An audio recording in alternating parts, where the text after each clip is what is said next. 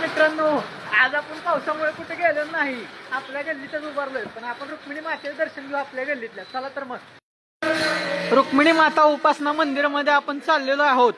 पंढरपुरातील हे रुक्मिणी माता उपासना मंदिर उत्पात समाजाचे आहे.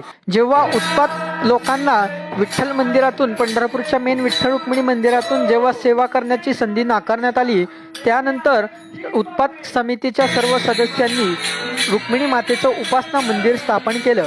येथे त्यांची दररोजची नित्य सेवा आणि उपक्रम भरपूर काही असतात.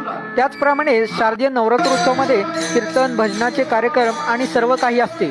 तुम्ही बघू शकता अतिशय उत्साहात इथे कीर्तन भजनाचा कार्यक्रम चालू आहे आणि बरेच काही इथं सर्व काही आपल्याला दिसत आहे. ते म्हणजे सर्व काही डेकोरेशन वगैरे अतिशय सुंदर प्रकारे केलेलं दिसतंय. आपण आईसाहेबाचं दर्शन घेऊया. इथं आईसाहेबाचं दर्शन, इथं पदस्पर्श दर्शन आपल्याला होत आहे आणि सुंदर असं दर्शन घेतलेलं आहे आपण. आणि आपण मंदिराच्या बाहेर पडलो आहोत. आताच तुम्ही रुक्मिणी मातेचं उपासना मंदिर मधील रुक्मिणी मातेचं दर्शन घेतलं असेल. आता आपण भेटू पुढच्या व्हिडिओमध्ये, कारण आता 2 दिवस पावसाचा इशारा आहे. त्यामुळं तुम्ही सुद्धा सुरक्षित राहा, जास्त काही घराच्या बाहेर पडू नका. आणि आपण भेटू आता पुढच्या व्हिडिओमध्ये. धन्यवाद.